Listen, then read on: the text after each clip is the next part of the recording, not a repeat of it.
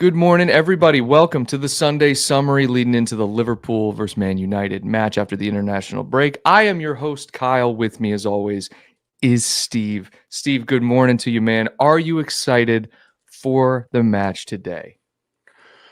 Absolutely. We need a statement win today. And it's great to be back on the Sunday summary. It's great to be back. Some say today is a must win, is it not? They're all must wins, but today, 1000% must win. It's been some rough sledding recently. And I was actually planning to pull up our recent fixtures in the table and all that. And we'll get into all that today. But it's 100% a must win. Leading into the international break, you go and you lose 3. And some people are saying that it was about time. I was in some forums online and I spoke about this before the international break, but basically saying we won by the skin of our teeth for the first 5 matches anyway. Was this bound to happen? A lot of people are saying it was bound to happen. A lot of people saying Liverpool overachieved last year in Arne Slot's first year. I think people need to chill the fuck out. 3 losses, it's weird, but at Anfield against United, there's no better game. There's no better time for everyone to just get back on the horse, dude. Get back in the saddle and just smoke United. Today's the day, 100%. I mean, it's always going to be a tough match. Not always, but you know what I mean. The rivalry, this, that, and the other thing. A comfortable win, like a 4-0, 3-0 would be really nice. Well, if you look at the That's previous, what I'd like to see. I don't want to see us skate by with another close game. If you look at the previous, matchups with them, it's either we blow them out, so there's a 3-0 win in there, there's a 7-0 win, or it's a draw. In rivalries like this, I'm serious. Form does go out the window. Especially in Man United Liverpool, they're going to play their absolute best football. Which is not a very high level. They're 3 wins in 7 this year to Liverpool's 5 wins in 7. 1 draw, 3 losses, I believe. I'm not exactly sure who they have lost to. If I can pull up their previous fixtures. And let me see. They've been back and forth. They have a 3-2 win against Burnley, 3-0 loss to City, 2-1 win at Chelsea, 3-1 loss to Brentford, 2-0 win over Sunderland. They've kind of been all over the place, man. United have been all over the place. No consistency. You beat Chelsea, you lose to City, you lose to Brentford. They're kind of just a weird squad. And coming off of last season where they had an abysmal season, I think it's one of their worst seasons ever, if I'm not mistaken. Actually, statistically and literally, their worst season as a club. One of. Where did they finish last year? I think they finished. Hold on. Now I'm actually. I can tell you right now. I got it.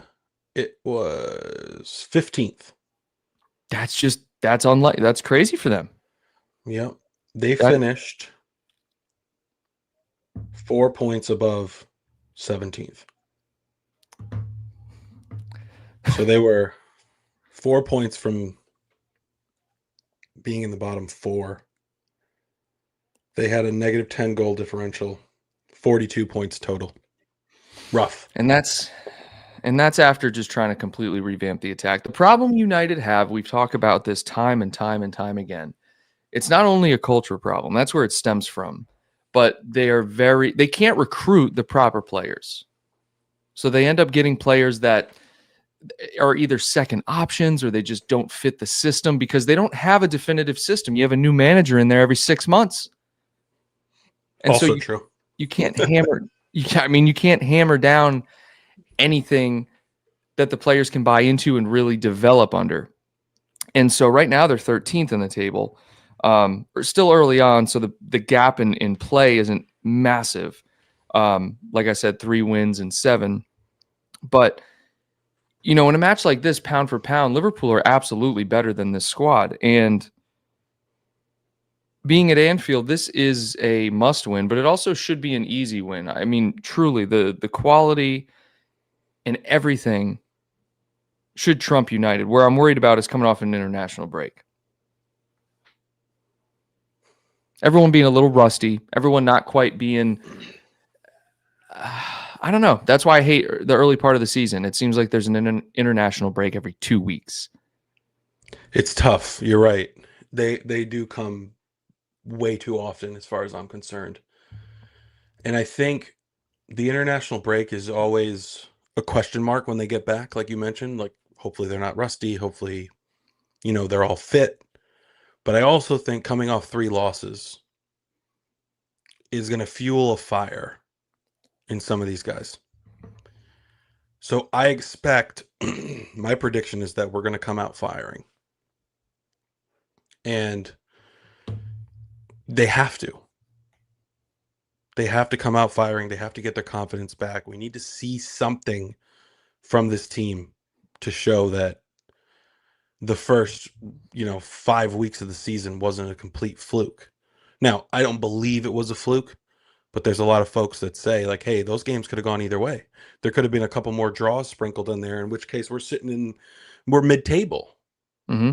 Now, I don't want to jump the gun. We were in first place until literally last match week. So, it's all good. Arsenal scraped by with a 1-0 win yesterday. So if we win today, we'll be 1 point off first. So there's no room for panic. But coming off 3 losses, coming off an international break, you can bet that Slot's taken this time to really dig into the details and put together a game plan that hopefully works very well for a comfortable win. Well said. Well said. I'm looking at some of the stats and really the head-to-head, not head-to-head stats, excuse me, but team stats so far this season. And as we've mentioned in the past, especially last year, Liverpool have always seemed to be a 2+ goal per game team. And this year we have 1.86, which, if you want to be nice and round up to 2, you could. Average goals conceded, 1.29 for Liverpool. Man United have 1.29 average goals scored per match, but they concede a lot. So if there is a game to get back on track and put a lot in the back of the net, it's today's game. Liverpool have 13 goals scored. Man United have 9. The Premier League updated their app a while back, and to be honest with you, I don't get any stats here. I have to Google it. ESPN, it's bad when ESPN has more insightful stats than the Premier League app. Shout out to everyone in the chat. Nelson, Yogesh, Mom's in here as well. Liz, I feel like Liz has been I feel like maybe it's just because we only do 4 shows a month, but I feel like every time we do a stream, I look over and she's been a member for a new month. So shout out to Liz, who says, "Fuck United, happy match day." Dads. I almost said Reds. Dads. Nice. I love that. Okay, so Steve. I mean, look, here's one thing I want to say. Please. Circling back to the last 4 matches of last year. Loss, draw, loss, draw. We come into this season. New seasons are always interesting. There's a lot of new signings. Signings come in late. Every team is trying to find their footing, right? We played like champions play in the sense that you find a way to get it done. Sure. For those first 5 weeks. And found some wins. But it wasn't pretty. We had a lot to say about, hey, is Salah lost a step? I mean, I wasn't really saying that, but it crosses your mind. McAllister's not 100% fit. Yeah. Mm-hmm. Konate looks weird. Trent's gone. Frimpong picks up a knock. Is Kirkesh gonna be Kirkesh? There's a lot of different question marks, but you still churn out wins. And now you look at the last 3 matches, they're all losses. Thankfully, only 2 of them are in the league. But That gives us 4 winless games to finish last season, 5 very close wins to start this season, and then 2 losses. So that gives us the last 11 matches. There's only 5 wins in there in the league. There is cause for concern. People that are saying that this was bound to happen, slot, da da da. I'm not going to go that far, but we've played in our last 11 league matches, we have 5 wins dating back to last season. And those none of those wins were like overly convincing where you're feeling like we're firing on all cylinders. Hopefully today's a day where we can turn that around, but I just wanted to point that out because I was thinking about like what's wrong, what's going on here, you know? And Yeah, teams yeah. deserve to lose. Losses happen is what I'm saying. But we didn't finish last year great. This year started and yeah, we're sitting at the top of the league, but none of us supporters feel great about the way we're playing. And then we lose 3 in a row and it's like, okay, when you look at the bigger picture, you zoom out, it hasn't been great. It really hasn't been great. There's some bright spots, right? Hugo, awesome. New Absolutely, players Hugo. to get excited about. I think Gravenberch is still firing. There's a lot of players that have been solid, but as a team, when you zoom out and you think to yourself, "Wow, our last 11 league matches dating back to last season, which wasn't that long ago, right? The last 4 matches, well, 6 months ago, 5 months ago, whatever. 5 wins in the last 11 league matches. It's tough. And 5 of those are barely getting by. You know, 4 losses, 2 draws. yeah, and I think you're right. I think you can't get too sucked into like there's an actual like problem or like, you know, what is the team doing wrong? I do think, and I think this is evident as well, that there is a little bit of a chemistry problem. I think it's because, you know, say what you want. I think the advanced stats that you don't see goals and assists wise with Florian Wirtz says that he's doing well. I saw one earlier today that Florian Wirtz has created, you know, the most chances, right? We talked about that, with no goals and no assists, right? Bruno Fernandez as well. I believe I saw one that says he's created a lot of chances with no assists. So, and they both, I mean, at least in the system, they're playing a similar position. I wonder if the team just needs a little more time to adjust to having that 10, that link between the midfield and the forward line, and also having these two strike. I mean, Ekatike has adjusted fine. He's our top goal scorer. And I think it's just a matter of time before it just clicks with Florian Wirtz and the rest of the team, or between Florian Wirtz and the attackers, or whatever the case may be. But I don't think it's going to be very long until we see people saying, okay, this is what Slot has been building. Because if you look at who he's acquired, he has all the tools. The team has all the tools to be a brutal force. And I mean, you still see, like you said, those good players. You see Gravenberch playing at a high level. You see Soboslai, who's just a workhorse, right? I still don't think Salah's playing poorly. I just think the way Slot's using him, or maybe he's having a tough time adjusting to the system, like I said. But the players we've expected to see consistency from, I believe we've still seen consistency from. I think the system, that we've implemented is going to take time to adapt to. And given that, the fact that we're still, what is this, match week 8? And we have 2 losses and 5 wins. I still think that's pretty damn good when you look at it from that lens. The thing with this club, at least it feels like this to me, is we're either hot or cold. It's okay if you sprinkle in a draw here and there, a loss here and there. But like, why do we have these slides where it feels like we can't win? Mm-hmm. And again, this dates back to last season. We couldn't buy a win that last month of the season. And then we come in this year, we're doing okay, pretty good, right? Everybody's finding their footing at the beginning of the year. I already said this. And then you go 3 games, 3 losses in a row. It's like, why the catastrophic drop off where you can't even scrape out a draw? And it's not even like the teams we're playing are like world class. It's Galatasaray, Palace, who's given us fits lately, and who's the other one? Palace is an Chelsea, underrated team. Palace is an Chelsea. underrated team. Yeah, Chelsea. Yeah, I. I mean, those two of those are just like last gasp winners, like pretty much, you know. Yeah, Um, yeah, but again, that you could make the same exact argument for the first 5 matches of our season, right? So right. you can't use that argument against us and for us. That's why I think there's not a lack of talent. There never has been. We have top talent at the club. So then it either comes down to effort or chemistry. And I don't know if maybe you seen a lack of effort or urgency? Let's not say effort. Let's say like urgency, energy. No, Okay. So then really the only other thing is chemistry, right? Because it's chemistry, dude. it is. I mean, that's all it is. And chemistry takes time to develop, which is why after an international break, not seeing your teammates in 2 weeks, that worries me. Now, that's not to say they couldn't come out and still play great football, but again, it's a team. It's a team effort, and I building that think, chemistry. look, the problem is the chemistry is probably it in terms of not scoring more, not controlling games as much.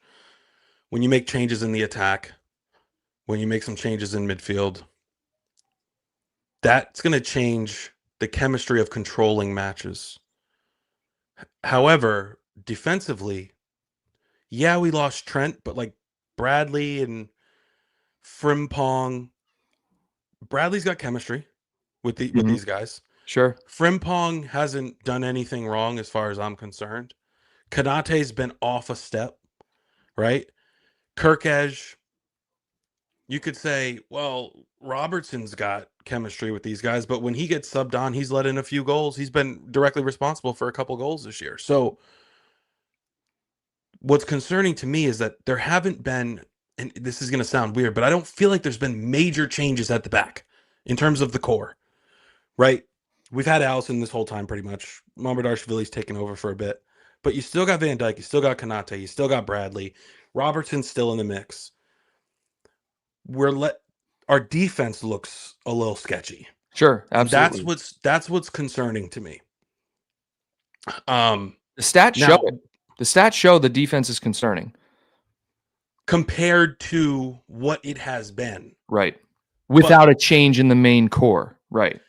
exactly. And so, how many times, Kyle? You've said it a couple times. Allison's kept us in that game, or Allison's the reason we won that game this year. Yep. Teams are getting too many chances, and that shouldn't be the case. They need to shore things up at the back. The goals will come. All the talent you purchased is, with the exception of Kirkej, is supposed to lead to more firepower. Even Frimpong, even bringing him in, is supposed to lead to more firepower, or just not a drop off in firepower. And we haven't seen that either. So Yeah. it's only a matter of time before these guys click. The problem is when you get a break like this, you can't work on those things Exactly. because everybody's playing for their country. That's why I said earlier, I think Slot's gone back to the drawing board, and hopefully, like Liz says here, oh, here you go. Tactics are our main problem, in my opinion. I think Slot has probably not slept for 2 weeks. Knowing him, we know he's a dedicated workhorse, takes everything very, very seriously.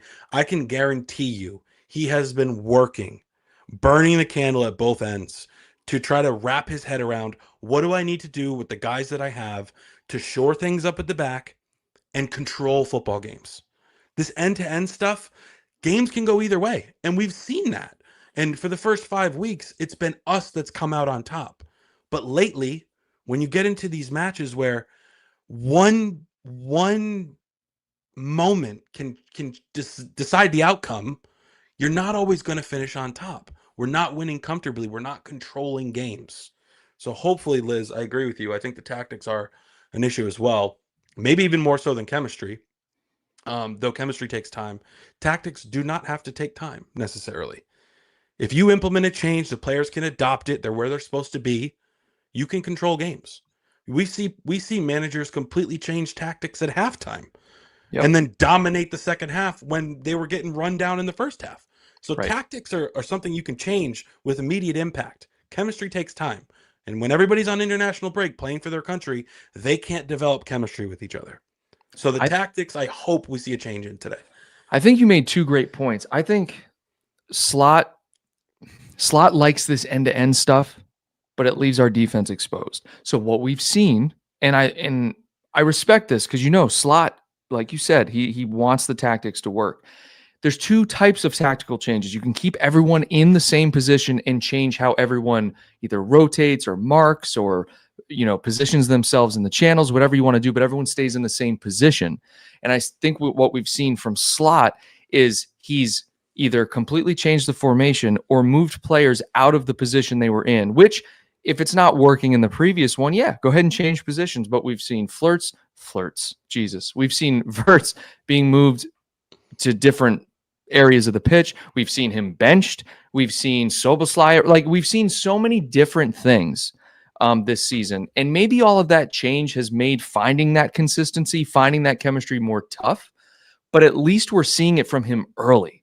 He's not like sitting back and saying, okay, there's an issue. Because when you look at the first 5 matches of the season, even though we pulled him out, he was still making changes, trying to figure out, okay, how can we not leave it until the last 5 minutes of the match? So I think you're right there. I also feel as if we talked about this 2 weeks ago. There is more of a burden put on our midfielders to get forward. Do you remember us talking about this, which does leave us exposed? Maybe this goes back to the end-to-end stuff with you. But there's such a gap between, let's say, Gravenberch or McAllister and our back line that when it is end-to-end or when we do lose possession or make a bad pass, we're so open and so exposed that that's where those chances arise from. And if it wasn't for, if you look at Chelsea, if it wasn't for, I think Mamadashvili had like 3 incredible saves in that match, it would have been 5-1. I mean, they're in Allison too. We are giving up too many chances. We are also creating a lot of chances. There's no doubt about that. But defensively, there needs to be, I don't know, I'm not a tactical genius. I don't know how to change it, but there needs to be a little bit more urgency placed on defense. And I think if you're playing such a end-to-end style or you're so high up the pitch, you're going to leave yourself at risk. Gary says that Slot is misusing the attackers. And Steve, when you read that, what comes to mind? I think it's just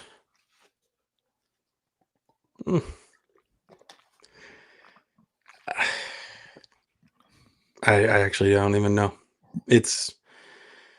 I don't know if I agree with that. I haven't thought about that yet. I think these guys are just going to take time to gel.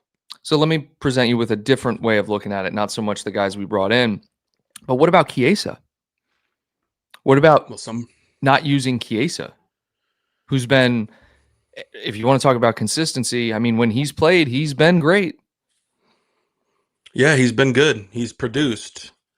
I mean, I want to see him play in a substitute capacity today, at least. This is one of those rivalries where I don't think you plug him in and make a major change like that. I think you'll see Gakpo today. But yeah, he deserves minutes. There's no doubt about it. He deserves minutes. He brings energy, he brings pressing. Just sometimes it almost looks like he's just in there to just wreak havoc. Chiesa? And just work hard. Yeah, and I love that. And I think we need to see him more. And hopefully we do. Chiesa has 2 goals in 5 appearances for Liverpool. Cody Gakpo has 2 goals in 7 appearances for Liverpool. He's our 3rd highest goal scorer. Granted, it's like Ekitike with 3 and then 4 players with 2. But look, I don't agree with Liz's sentiment that Gakpo isn't good for us. I think Gakpo is great for us personally. I think there's times where he is one of the only players that's creating anything. Like that side of the pitch, he's one of the only people creating anything over there. One thing I am a little iffy about is Ungamoa hasn't played, I feel like. I feel like he was like a staple the first few games. And then I don't know. I feel like maybe could we use him? Could Slot put Ungamoa in and Chiesa at the end of the game to wreak havoc? I mean, both of them at the same time. I don't know. It's risky. It's risky. I know, but I'm just looking at our lineup and the options we have, and I mean, I'll just tell you what. I mean, Florian Wirtz and Isak need to have a game today. They need to have a game. They should this attack against Man United's defense should unload, Steve. Just utterly destroy. I mean, I'm waiting. I'm waiting for it. I think Isak's been fine. I mean, strikers. I can't think of a time where I'm like, oh, he's really not up to the level or anything. No. I'm not capable of. I don't think about that of anyone. Sloppy. Yes, Wirtz has been sloppy. That's the word I'm looking for. But it's not. I'm just saying, production wise, should happen. What's up, Doug? How you doing, What's up, Doug? Gary Richards says, wouldn't start Isak. He isn't fit. I could have swore Slot said that he's up to full fitness now, or maybe if he isn't today, he is going to be by the end of this week. And I think he just means conditioning wise. I don't think he means he's like injured or anything.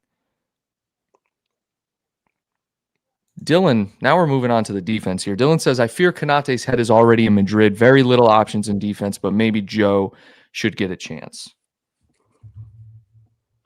I'm always down to see Joe Gomez, but I think you gotta let Konate just work through it. He's better. He is. He's a way better player. And to be honest with you, I know what you're talking about. I know what the rest of the fans are talking about with Konate not being up to his best. But there have also been times where Konate has saved our ass several times this season, whether it's blocking a cross, whether it's getting back, or, the amount of balls, the amount of crosses that he's cleared, I mean, and I can actually probably make a highlight tape. It's been at least like 8 or 10 crosses that he's been in position for to clear. That would have been just straightaway goals. Like he's had his moments, but he's also had moments where he's been very, very, very suspect. And but he's the best option we have. There's no question. But when Gomez gets consistent minutes next to Van Dijk, we've seen what Joe Gomez can do.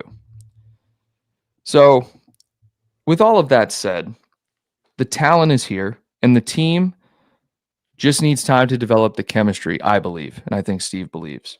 I think there's a lot of different things you can point out criticism-wise, but I do think that everything preparation-wise, tactic-wise, and what Slot is doing, I don't have any criticism of it per se. I question what needs to be done so we're not chasing games or leaving them to the last minute or being so open at the back. There are little things that can be changed, but in terms of talent, it's all there. Which leads me to today's match against United and who Slot goes with in today's game. And I do think it's pretty cut and dry, but let's hear what you guys have to say in the chat. And Steve, what do you have in terms of starting lineups today? Man, I feel like we haven't seen these guys play in a couple weeks. Is everybody fit? Because that's something I haven't looked into. Yeah, I'll go into the LFC app because I haven't looked into it either, actually. I probably should have before this. I mean, we know Allison's not fit, right? So Mamadashvili will be starting in goal. Here we go, match info. Oh, boy.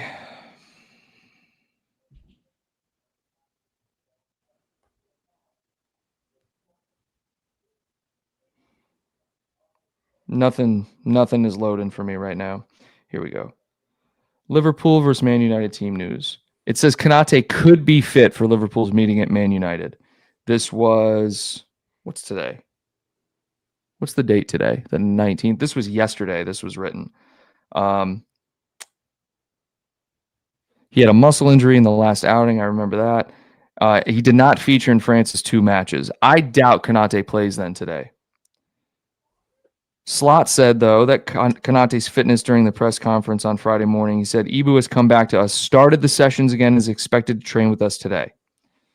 Endo's out, and Gravenberch was substituted at halftime. No update has been provided on Endo, but Slot said on Gravenberch, Ryan is completely fit, so that's good. Becker's out. Isak started the last 2 matches. And then this is what I was talking about, the comment about Isak's fitness. Fitness-wise, I think he's now close to the level he should be, and now I think we can judge him in a fair way from now on. So I think fitness-wise, he's fine. So in terms of that, it's just Konate's a question mark, and I think that's it, dude. I think the only tough part is the midfield. Right? Because, like, Soboslai, he's been great, and he needs to get in there. I think we can all agree, like, we need to see him somehow. Mm-hmm. But then you have McAllister and Gravenberch, and if you want to control games, those guys might need to be in there. So is this a scenario where Florian Wirtz is starting on the bench? This is what I think. I think Slot would rather play Soboslai at right back just so he plays. That way he can play Florian Wirtz, then put Soboslai in the midfield and bench Florian Wirtz. I think he really, really values what Wirtz brings, even though it is sloppy recently. But that's just me. That's just me, man. I wouldn't mind seeing Soboslai at right back, just so he's there. You're right. I do agree with what Yogesh is saying. Team chemistry over price tag, and I think Slot believes this as well. Yeah. We saw him leave Wirtz out. Was it the Chelsea match? It was one of the matches. Yeah, I think he came on at halftime. I could be wrong about that, but all right. So here's Doug's prediction: Mamardashvili, Bradley, Gomez, Van Dijk, Robertson for a United match. I love that. Gravenberch, Jones, Soboslai. Damn. I love Jones in a rivalry match as well. I do. Salah, Gakpo, Isak. This is completely against what I thought. Not saying it's wrong. This is good, though. This is why I asked Doug. I literally wrote to Doug in the chat and asked him because this is just like a different perspective. But the good problem is, Kyle, I don't think any of us would have predicted this because we have a lot of options now. Yep. Which is great. I what's up with Frimpong? Is he still hurt? Yeah, I didn't see anything on Frimpong in this, dude. Nothing. So what are we doing here? I'm assuming there's nothing on the injury report here, so he's got to be healthy then. He's got to be. There's nothing in here that says it. And this is Liverpool's main thing. Glenn Price. Wait. Is he fine? There's literally nothing on him in this article. Guys, let us know. Doug knows. Doug's got to know. Where's Frimpong? I mean, he's got Bradley starting, so look, and he said, what has he got? Isak.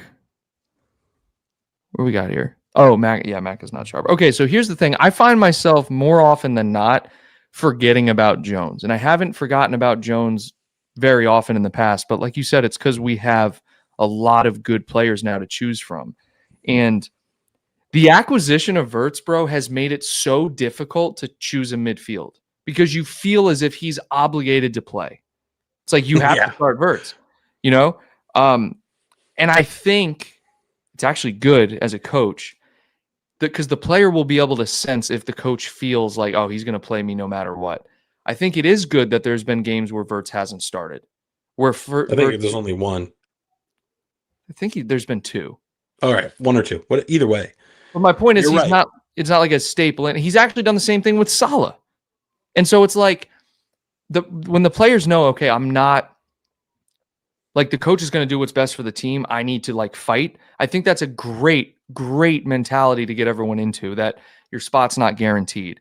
And with the midfield, with the quality we have in the midfield, I agree with the Jones thing. The point I'm getting at is I didn't think of Jones, and then I see Jones in the lineup. I'm like, I love that. I Give me know. Jones. Yeah, Liz says Frimpong is available to play. So with that in mind, Steve, would you do Bradley or Frimpong or hell Soboslai at right back? Well, who's been playing on the left for them? That's the question. So all right, that's a good question. So they have Mazraoui still out and Diogo Dalot still Dorgu and out. Cunha, maybe? Cunha. Say the first name again. I'm looking at a predicted 11-3-4-2-1. Who knows what lineup they're going to play? But Dorgu and Cunha appear to be like left-sided midfielders. I just got to look at the matchup real quick. Here we go. Squads. Okay. I've only watched one United match this year. And so here we go. All right, so you got Sesko. I don't even know who Obi is. Mbuemo, Cunha. Yeah, it's got to be Mbuemo, Cunha. Mbuemo is likely playing on the right. Cunha. Jesus, Mason Mount still plays for you guys? He's just bounced back. I think he's Oh, playing all right, actually. that's wild. Okay. Yeah, so damn, they're kind of it's actually wild to think about how shallow they are in the forwards department, considering three of these players they just brought in. So outside of Sesko, Mbuemo, and Cunha, bro, they have Xerxes, Diallo, and this Obi guy. That's pretty wild. Cunha and Dorgu on the left. Where am I Dorgu? Yeah, he's like a left wing back, left midfielder. He's young. Oh, Patrick Dorgu. I gotcha.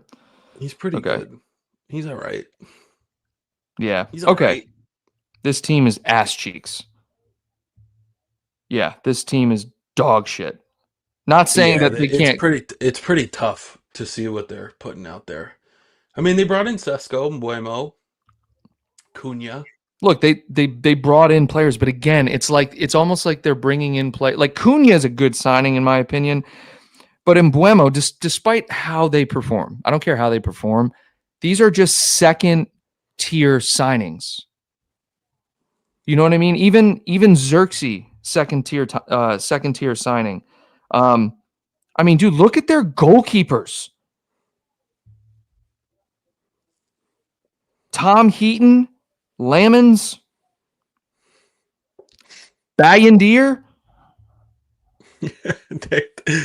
Nope. Who? Dude, they don't. These three keepers. Tom Heaton's 67 years old. These three keepers are all like solid players, right? But I feel like they've all started this year. I know they have. I've seen them all play. Like, what are they doing?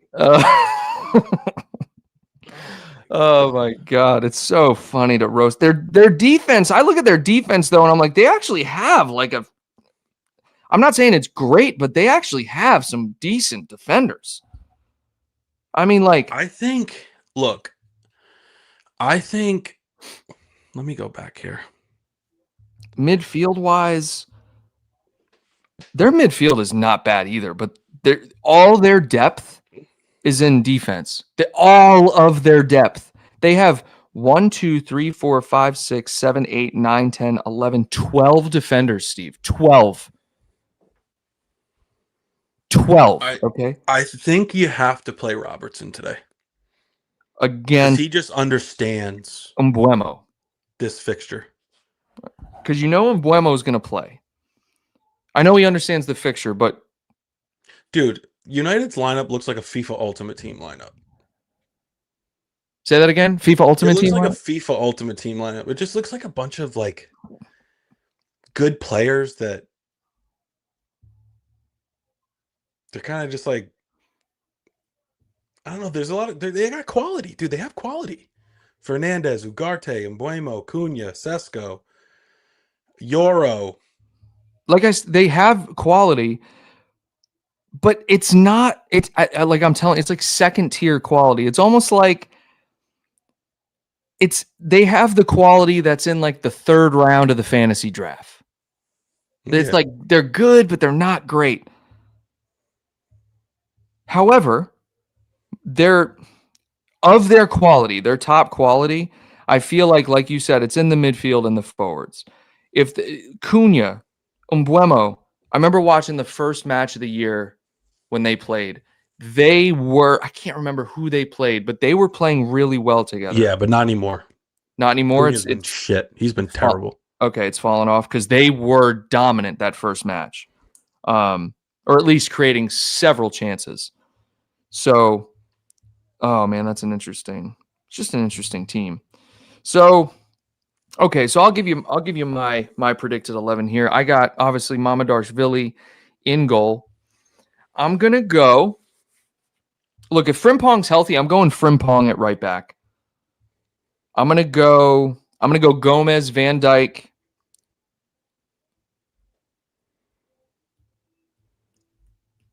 Kirkesh. I'm going Kirkesh. I'm gonna do it. Midfield. I love Jones. I'm going Gravenberch, Jones, and Soboslai. I'm gonna sit Verts, dude. I think I'm gonna sit Verts, and then I'm gonna go Gakpo, Isak, Salah. Ooh, that feels weird benching Verts. There's also Ekatike, dude. No, he's not starting though. He's not. You're starting Isak. He could start. Remember last show we had? I think it was 2 weeks ago. I said we could see Hugo on the left, and you said no. Think about, dude. I've read so many articles recently where people are saying he should play on the left. Okay, so Just but so again, you know. I know that's fine. That's fine. What I'm saying is, could he play on the left? Sure. Darwin played on the left. It's fine. I'm not looking at Ekatike and saying to myself, all right, we need to start him and Isak. Now, if it happens, that's fine. I'll just watch the match. But I'm just saying, if I'm making the lineup, I'm not thinking Ekatike needs to be on the left. All right, I need to see Gakpo, because then you're not playing Gakpo, and you're certainly not playing Chiesa. Gakpo's got the most volatile support right now. I don't understand it. People Gakpo either is love unreal. him. No, people either are saying they love him and he's been one of our best attackers this year, or they're saying he does nothing. I don't understand. Liz, I think Liz is one of those that says he doesn't do anything. Let's get the voice of reason in here. Doug, what does Gakpo do? Does he do anything? Because I am in the camp that Gakpo is always consistently doing something on the attack. He's got 3 goals. He's 2 goals. 2 goals, 2 assists in the Premier League. Yeah. Oh my God. Okay, Steve, what's your starting 11?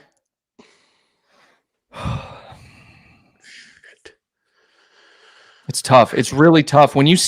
I was set in mine, and then I saw Doug's. I was like, damn, Doug, you got some points. Jones, Gravenberch. All right. Robertson, Van Dijk. I think Konate plays. Mamadashvili.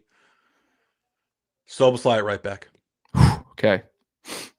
I feel like he's got to be there. True, Liz. You did say that. Soboslai or Frimpong at right back. Then I'm going to go Gravenberch and Jones or Soboslai in the midfield. So you're saying Soboslai is going to play, but you don't know if it's right back or midfield. All right, never mind. I got it. Okay, Mamadashvili, Robertson, Van Dijk, Konate, Frimpong. That's the back. Okay. Midfield. Jones, Gravenberch, Soboslai. That's the midfield. Okay. Gakpo, Isak, Salah. Okay. That's what I'm going with. Verts on the bench. Kirkesh on the bench. I'm not against that, really. I don't think that's a bad lineup at all. I think you're not losing anything. And we'll know in 1 hour. I wish we knew right now because it's now starting to eat me up. yeah, I really want to know who's playing. And if you go deep enough into Reddit or Twitter, you'll find like early releases of the lineup, but I don't have the energy to do that right now. Score predictions, Steve, and everyone 3-1. else. Score predictions in the chat. 3-1 Liverpool. Yep. That you that's your cop out score, by the way. You always say 3-1. Okay. 4-1. 4-1. Comfortable win at home. God. Verts has a solid showing. Isak gets on the score sheet. Salah gets on the score sheet. Salah loves a goal against United, dude. He does. Robertson's all over the pitch. All over the pitch. Just dying for the badge. I can't wait to see it. And just so everyone knows, going back to our poll that we put at the top of the chat at the start of the show, who would you rather see score today from the three here? Verts, Isak, or Gomez, Steve? Which one? Oh, shit. Verts. All right. Well, 46% of you guys said Verts, 38% Isak, 17%, including myself, said Gomez. I don't mind Gomez continuing to wait. Gomez scored today, man. Oh, my God. It'd be a good match for him to score, though. Oh, my God. Could you imagine, like, I don't know. How long? He's been at the club for a freaking decade. More than that. How long has this guy been at the club, dude? He's been at the club for like 11 years. 9 or 10 years. It's crazy. Oh my God. Anyways, we got 4-1 LFC from Liz. Gary's 3-1 Ekatike hat trick. And Liz says, I believe the goal scorers here: Salah, Isak, Van Dijk, and Verts. Nice. Vakito says, imagine bringing back 7-0. It'd be pretty wild. I don't know if we'll see that scoreline ever. Like, that's just, we'll never see that again. Steve, coming back from international break to a great match today, how pumped are you? What are your feelings going into this match, and what are your closing thoughts on today's show? As always, I feel like it's a must win. I feel like we have a chance at a nice little fresh start here. Statement win at home against a rival. Chance for us to shake off the rust, show that we mean business, and it has to be a win. It absolutely has to be a win. A loss or a draw, just not good enough. Just absolutely not good enough. We haven't won a game in a month. You have to win today. If you think about the results, Liverpool win, draw, or Man United win, the only one that wouldn't be a surprise would be a Liverpool win. If Liverpool win, it's not a surprise. It should happen. If it's a draw or a loss, everyone looks at it as, oh my God, that's an unexpected result. That's a great, unbelievable result for Man United. No one expected that.